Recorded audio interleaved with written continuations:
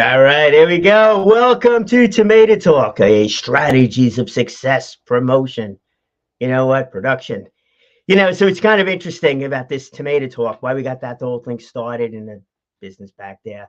Business back there, that's the strategies. But Tomato Talk, why that? Why that? So Tomato Talk actually stands for top of mind, advancing through obstacles.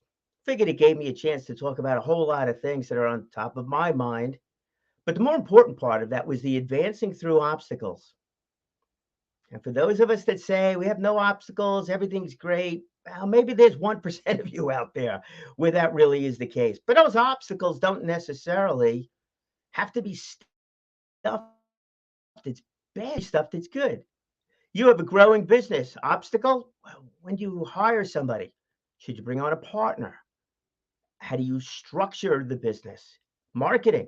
Where do you go with it? You do it alone, bring on a partner again on that one, hire out. Do you do your own post? Do you share and post that learning curve?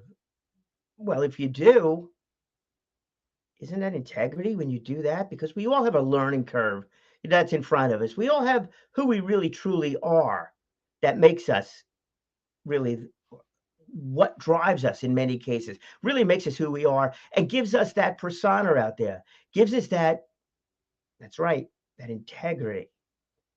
See, for those that just put up a post, and sometimes you're in an industry where you just can't show that learning curve. It has to be 100% correct. If you're teaching somebody something, absolutely it needs to be there. But many times, if you really truly want to connect with your audience, sharing a little flub along the way, sharing that personal story, that adds to the integrity. So, how much does that really matter? Quite a bit. Hey, you've heard me talk about this topic for a little while, but you know what? I think we have somebody else that can talk about this and talk about this from her own point of view as she sees it from the coaching that she does, the speaking that she does, the life that she leads, and the person that she is. Our guest today is none other than Margarita Estrada. Margarita, thank you. Welcome. I'm really thrilled to have you here to talk about, well, an important topic. I think that's an understatement. Not just important, maybe a challenging topic to some. I don't think it really should be, but something that really just really truly shows the whole world who we are. Thank you so much, Brian, for having me. I'm so excited to be with you today. And for all of you that are listening to us, thank you for tuning in to this talk about integrity. The reason why I decided that this topic is so very important is because it touches every single facet of our life, from our home life, our social life, our professional life. Integrity should be at the core of everything we do. For myself as a speaker, whenever I stand in front of an audience, I have to make sure that I'm speaking from a place of integrity and that the emotion behind the integrity connects. What do I mean by that? Well, what happens is that sometimes when you're connecting with an audience, you have to make sure that you're connecting with their hearts and not their ego and what they want to hear. Because if you speak about what they want to hear, what they think in their mind is correct, then what happens is it leads them in the wrong direction. And you want to enlighten your audience. You want to be able to give them something to think about, to take back home and think about it, and then that they could take that message that you're relaying to them and they could share it. Right? It's all about dissemination in the end. Oh, Yes. absolutely. And I got to tell you right off the bat, I'm sure I'm going to agree with everything you say. So we can just kind of look at it in slightly different directions. And I use like slightly different words with that one. Absolutely. If you're the one that's the speaker, let's just go with the speaker, not the one that's making the introduction, but the speaker. You're right. It is all about the audience. And I think that makes someone a better speaker too, when you really understand that it's not about you, it's about the audience, but connecting with them. I mean, that goes in the opening comment over there about a flub. Look, you don't want to get up on stage for the first time and say, "Hey, I have no idea what I'm doing. I'm here for the very first time." That is not exactly where we're at. But those stories of getting through something, really, I think really does help you connect with the audience. So when you're giving a presentation, well, let me ask you that. Since you do give the speaker, what do you look? How do you prepare for that speech? your content is your content. That's all well and good. But how do you figure out what that audience, as you put it, really needs to hear? Not what they want to hear, but what they need to hear. Yes. So first, like we say, public speaking 101, know your audience. Right? There's public speaking 101, and you'd be surprised how many professional speakers do not study their audience. What is the location? What is the demographic? What is the income level? What is their education? You would be surprised how all of those things create a component as to what the audience wants to hear. But then you come in as a speaker and you want to enlighten those people, right? Because, for example, someone who lives in an urban area cannot relate to someone who lives in a very highly affluent area. So how do you bring those two together, right? How do you bring those two audiences to make them see that they have many similarities and that they are the same? Well, what you bring as a speaker is the human component. We all want peace. We all want to be able to earn a living. We all want to be able to provide for our children in a way that they can go to the next level. And every single parent wants that. So I would say about 3 years ago, I wrote my book, Vignettes of a Family Journey. And it's about the journey that we went through with my dad, who suffered from dementia for 7 years. I spoke at a public library. And the majority of the audience were kids, teenagers, which surprised me, right? Because people always think about Alzheimer's as an old people's disease. But the reason why these kids were there is because they had grandparents, aunties, uncles who were suffering from this disease. And they wanted to know, well, even though my grandma doesn't know me, how do I connect with my grandma and grandpa in a way that can help them, right? So what I told these kids was, look, they may not recognize you, but they know what love looks like. Hold their hand. Let them know that you're there. Bring their favorite dessert if they want, or just simply hug them and tell them that you love them. Every human being knows love, right? So I try to reach that audience of those teenagers from a love perspective, right? So you have to tailor it according to the audience. I did that same talk in a senior citizen environment, and I had to look at it differently because seniors they're thinking of their life in terms of, well, some of them think I only have a certain amount of time on this planet. So I had to bring it in a way that, yes, this disease is imminent. It can happen to any of us at any time, but you also have a lot to live for as well. So I focus on those things that they have to live for, the right amount of exercise, the right foods for them to eat, the right social environment so that they can thrive. So this is how I would tailor my talk for a senior citizen environment. So see, you could take one talk and you could tailor it to 5 different audiences if you study your audience and if you want to bring them value, right? It's not what the ego wants to think. It's all about this.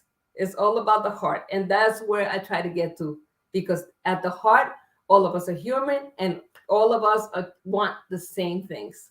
Yeah. Well, that's where the comment I made about your topic is your topic. Without a doubt is, that topic, the topic inside and out from your own perspective. Obviously you can't know it from my perspective, it from your perspective, but you know that topic, and you're so correct about knowing that audience, because going there and speaking, I would have thought you would have been speaking to the the 50, 60, maybe 40-year-old crowd, but predominantly the 50, 60 are like, oh, I have to take care of a parent, how do I do it? Interesting, you wind up with the kids there, and yeah, it's a much different need for the audience, without a doubt, because the kids, the young generation, they're not looking at taking care of parents, grandparents. They're looking at still, I love my grandparent. How do I do it? The kids, the 50, 60-year-old, have a much different concern. And yeah, speaking to seniors about dementia, it was funny, but whatever. I got invited to speak at one of the, it was one of the, it was a Lions Club. It was a Lions Club, whatever. It doesn't Yes. matter who it is. Lions Club. And so I asked the guy, I was like, what would you like? What was the topic are you looking for? Because anything but health related. We have too many people that they see themselves in these presentations that are there. So it's knowing the audience Yeah, without a it's doubt. a fine line, right? It's a fine Yeah, line. It really but is. but also getting to know, and I think from a speaker standpoint, you have to really, well, you got to figure out your own research with the audience, but you need to get guidance from those people that are hiring you as to who the audience really is. Yes, yes, and that is crucial, to figure out who they are, what they're about, what they need to know versus what do they want to hear, right? Everybody wants to hear that, yes, you can be successful, you can thrive, but how do you get there, right? That's what they need to know. How do you get there? What are the steps from A to B, C, and D so that you can get to where you need to go, right? Right. So they're not really you're not taking your audience to an ego trip. What you want to take them is to a place of direction Right. of where they need to go. That's why I selected my tagline to be connect emotionally and generate rewards, right? Those rewards could be personal, professional, social. They Without a could be doubt. all of those things, right? But depending on the audience that you're going to speak to, that will determine the reward, right? Right. If you're speaking for an organization, then definitely what they're looking for is professional, how to evolve professionally so that they can go to the next level in their positions. So I'm going to give you an example of one of my favorite bosses that I had, Elliot Rome. Elliot Rome was the type of boss that he would prepare his employees for the next level. So what he would do is he would train us as backups, right? So we always had backups for people that are going up to the next level. So that this way, if that person decided to leave the company, whatever the case might be, guess what? The next person would be ready to take over, right? So this is the strategy that he had. And that's why his department kept on running smoothly. So for myself, when I go to speak at an organization, I speak a lot about Elliot Rome to managers, and I tell them, look, you have to be able to prepare your employees for the next level. And this is where the integrity part comes in. Sometimes there are managers that want to keep their good employees to themselves, right? And they don't teach them how to thrive because they want the departments running smoothly. They'll say, well, if I give this person too much information, or if I give this person too much opportunity, they're going to leave me, right? They're going to leave me. So I'm going to try as much as possible to make it difficult so that this way they can stay. What happens? That employee eventually becomes frustrated. And as a result of that, it stagnates the department. It stagnates it because you're not allowing those employees to grow and to thrive. And if it depends on that employee for that department to grow, then guess what? It's your fault as a manager. Why? Because you have not prepared your employees to go to the next level, right? So Oh, this, absolutely. right. So this is where That the sounds like a integrity part comes military in. background. In the military, for different reasons, you always need to have people that could replace other people should someone get hurt or whatever, in a moment's notice, because the group, has to continue to move forward. But that manager thing, boy, now if you want to talk flat out integrity, that really becomes it. Because I've been in organizations where the manager makes a concerted effort to have somebody ready to replace them. And you're thinking, my gosh, that's crazy. You're probably not thinking, my gosh, that's crazy.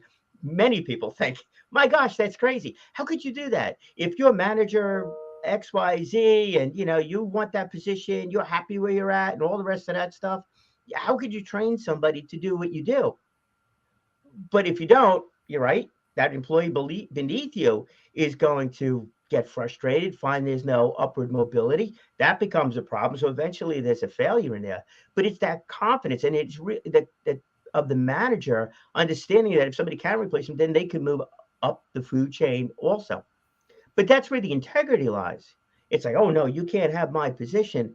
It's like, it's not good. So it's really what drives somebody. You talk about different values or different takeaways for an audience, in that presentation to, to salespeople. Is it how to increase sales? Is it how to increase confidence? Is it how to just be more effective at your time? And, all of that stuff is super important. Great point that you made there about really truly knowing the audience. And the takeaway is not just what one might think they need. It's what they should need and should understand. That's right. What they need to hear, right? What they need to hear, so that so you want to challenge your audience, right? When you speak to them, you want to challenge them, and you want to be able to give them a different way of thinking or a different perspective of looking at things that perhaps they may not have considered before, right? And sometimes they may go home and they will think about it and say, "Well, I don't agree with her, but I see her point." There are some people, of course, that will never agree with you, and we have to accept that too, right? We have the right to agree to disagree, right? Which is a major problem right now in the environment we're living, I right? don't even know if people would agree that we should be agreeing to disagree. Right now, it's just Yeah, we have to that, agree to disagree, because at some point you lock heads and you have to say, wait, okay, let's stop right here. You may not agree with me, but each of us has a right to our opinion, right? Are you saying people have to practice their listening skills a little bit? Yes. What a thought that is. So if you listen more, let me just go out on a limb here and say that if you are speaking to someone who you disagree with and could be vehemently disagree with, that's fine.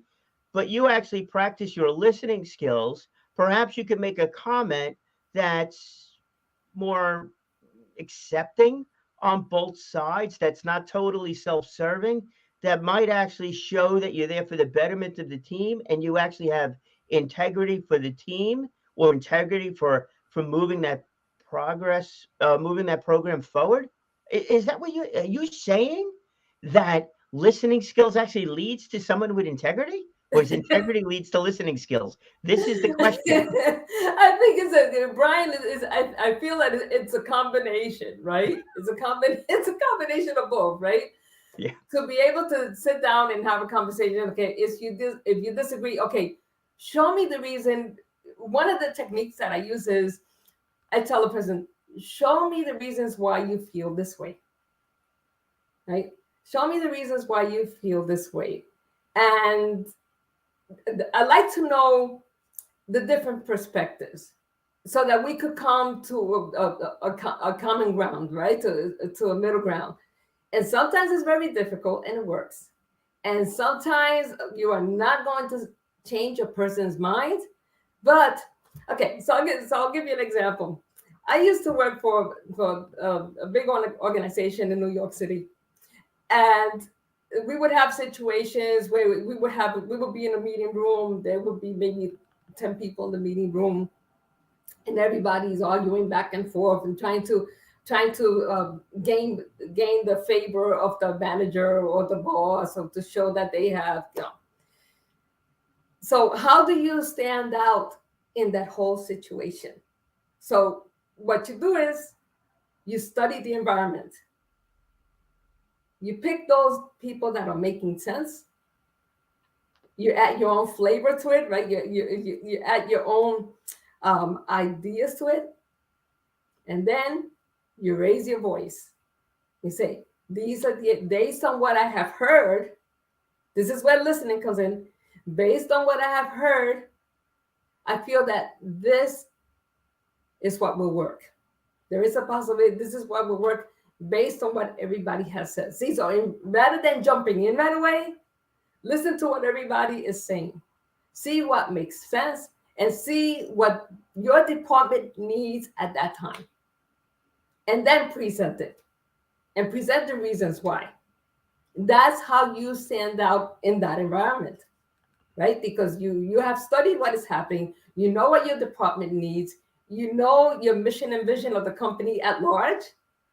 As by doing that, you will stand out in that corporate environment. Right. And by taking into account what other people's needs are, desires are within those other departments, I mean, things can work. They should. Look, in a big organization, you have different departments. All the departments should be working together in order to make the thing a success. So there should be some common ground in there about how different departments can achieve their goals with something that makes sense. And I think that even that goes back, to that integrity, the teamwork, Integrity. side of things. It can't just be, for me and nobody else. Like that manager cannot just be, hey, I got this team of salespeople. They're all making me look good. Huh. No, they're not. Not if somebody really pays attention to things. They're not making you look good. They're making you look like they're working hard and you're not. And it doesn't. It Yeah, doesn't yeah, work that way. and the mark of a good manager is when they recognize talent. I can't tell you, Brian, how many times I have seen managers that do not recognize the talent of their employees, and they don't even let them know what they have done, how they have contributed. If a manager has an employee that has contributed to a project that has been successful, let that employee know, hey, and not don't just say good job. Tell them, oh, you did a good job at XYZ, and it increased our bottom line. Or don't just tell them, oh, you did a good job. Tell them why they did a good job. What was the part that they contributed? So that this way they know that you're not just doing this, right? The patting on the Right. The back, lip service, correct. right? The lip service, but that you're actually noticing what they're doing, how they contributed, and that just makes them feel like, oh my God, I'm really a part of this team. My boss is really noticing what I am doing. And again, that's the integrity part of it. You know your people, you know the work that they do, and you acknowledge it, right? It's all Yeah, without a doubt. I mean, the big story on that one, and I'll date myself here, it's the Jack Welch story, going back when he was running General Electric. yes. He'd do handwritten notes. He couldn't talk to everybody. There's too many employees. I'm like, but he took the time out of his day to make a handwritten note to somebody that did something along the way. And it was greatly appreciated. I could imagine how far, that would go. And you want to know something? The reality is today, because of email, it's so much easier to do that. Just a little something of recognition from somebody. That's a good thing to make And it work out. the handwritten note is not out of style. Let me tell you, it's not, because I send handwritten notes and people appreciate them so much, because what happens is in emails we get some, how many hundreds of emails we get every day, right? And people Yeah. just tend to ignore them, but people will not ignore a handwritten note. They will not. And so I tend to write in handwritten notes. And so something interesting happened. There was one year that I decided to write 365 thank you notes for 1 year. Very good. Every day I would write a thank you note to a person. The reaction was, oh, Margarita, is there something wrong? Are you dying? Are you dying? Simply because I said, no, I just wanted to thank you, for your contribution to my life. I said, are you sure you're okay? Yes, I'm fine. So this is how rare it is, right? Where people receive the handwritten notes. But I believe even today, it bears value. It has weight to it to send that handwritten note. So it's not out of style. Do you think it makes a difference? I feel it does. I All right, that was a setup. Thanks, Ann. I appreciate that. Yeah, she still has the notes that she said that you said that. Yeah, all these little things, really matter. Even on LinkedIn. Thanks, Ann. I appreciate that. LinkedIn, Facebook, I do the happy birthday thing all the time. So I got a note back from somebody. It's like, I know all you're doing is clicking the button, but thank you for doing it anyway. I sent the note back. I was like, yeah, it's easy to do, but at least it's a something. Occasionally, I'll add something in there this way. No, I actually wrote something, but any kind of effort is, certainly is a good it's a good thing to do. Oh, no doubt about it. It's really valuable even now, Brian. It really is. I feel that when people go out on interviews, and as soon as the interview finishes, send that handwritten note. You would be surprised. That reaches that. Yes, you write the usual email. Thank you for listening. Thank you for thank you for taking the time to speak to me, blah, blah, blah. But then the handwritten note right afterwards, yeah, Yeah. I think that works. It's great. Same thing, if, from a networking standpoint, right?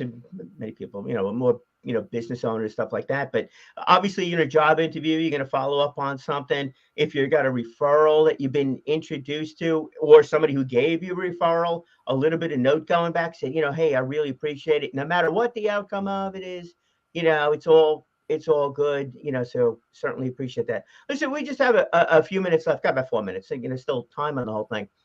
But you mentioned about like the takeaways in an audience, about sometimes it's not just the money side of it, it's sometimes it's a different takeaway than just that, and how you need to make that audience, really think about what they really should be thinking about, not just what they want to hear. But sometimes, look, in business, we run across those people too that are just pure salespeople, and it's like, oh, I know the person's gonna, want to do business with you, maybe give you an order on something, but where do you find that balance in there about working with somebody that you want to work with, that's got the integrity, that's not just looking to sell for the sake of selling, but really try to provide value in those relationships? Yes, and that's a very loaded question, Brian. A very loaded question. But it's a reality, and I've run into those situations where I don't want I want the client that aligns with my values whenever I present. And so what I try to do is I sit with them and I said, or I'll tell them, okay, what is it that you want to achieve? That's the first question asked. What is it that you want to achieve? What is it that you want from me that aligns with what you want to achieve? Right? And the third thing that I asked them is, if you were not paying me any money, so this is it. So if you're not paying me any money, Yeah, let's not go crazy with that comment there, but okay. no. Here's my point. Here's my point. If you were not paying me any money, would you ask me to do what you want? Right? Yeah. So most of the time, the reaction is like, but I want to know, would you want me to speak in the same way, whether you're paying me money or not? And this is where I find the integrity factor. Right. That's where I find it. Yes. That is such a conversation, and I'll cut myself off since we only have a minute to go on that one. But boy, so if you're an event planner, by the way, all right, this is my message to you. If you're an event planner or you're looking to hire a speaker, whatever the range is, whether it's inside of a library or corporation or anything like that, you have to know why you want that person. You have to know why you want that person. It's the speaker's effort, and it's their responsibility to figure out a way to connect with the audience. But if you're like, well, I don't know what message you want to deliver, I was like, well, why'd you call that person in the first place? Then it's just filling a spot, and that's not it. And I would imagine for you as a speaker, the clearer somebody is when hiring you, not only the easier it is, I mean, obviously it would be a little bit easier because you kind of know, but the more rewarding it is, because now you have a clear direction, and you can really go at your speech and the way it's crafted, the way that message is crafted for that audience. And I think that's a special thing. Definitely, Brian. And that's the more prepared that I go to when I present in front of an audience, and the more I get to know them prior to. And nowadays it's not hard. You could go to YouTube, you could go to the company site, you could go to social media, and you pretty much receive everything that you need to know. If you have a contact that works for that particular organization, that helps too, because that gives you a well-rounded view, so that when you stand in front of that audience, you are ready. And yes, you have to put in the work, right? Because you have to put in the practice to ensure that when you stand in front of an audience, you're speaking with integrity, that you know them, and that you know that you're going to add value to their life. Yes. Perfect. That's great. Margarita, thank you so much. Website that you'd like to share, which actually, not that I think I know it's pretty straightforward, but you might as well say it anyhow, and we'll put the link up anyway. So, well, whatever, on that one. My website is estradaprospeaker.com. If you'd like to contact me, go to Margarita at estradaprospeaker.com. There are links to my book there, Vignettes of a Family Journey. Also, in my website, you will see all the platforms that I speak on. And I'd like to close, or actually end, by my 5 takeaways. First, invite the possibility that many things can happen into your life. It's just a matter of you thinking, right? Inviting that possibility. Second, make sure that you gravitate towards your purpose, right? So example, if you're using social media, make sure that you use it for your benefit and not to just scroll. Next, neutralize yourself from any internal negativity or old videotapes that have been in your head for a very long time, right? Then immunize yourself from all the outside negativity that will come in. Finally, take charge and engage with integrity. Perfect. I'll skip my closing comments. I'm going to leave that one for you. You got it. It's all terrific. Margarita, again, thank you so much for joining us today. Super appreciate it. And if anybody would like to have Margarita speak at their company, organization, by all means, reach out to her and do that. Margarita, have yourself an absolutely terrific day. And again, thank you for your time. Thank you, Brian. It's been my pleasure to be here. Bye now. Bye-bye. All right, here we go. Well, then with a little tomato music. And again, if you need a speaker talking about integrity and a number of other topics in there, by all means, reach out to Margarita. All right, there we go, Maestro. Time for the tomato talk.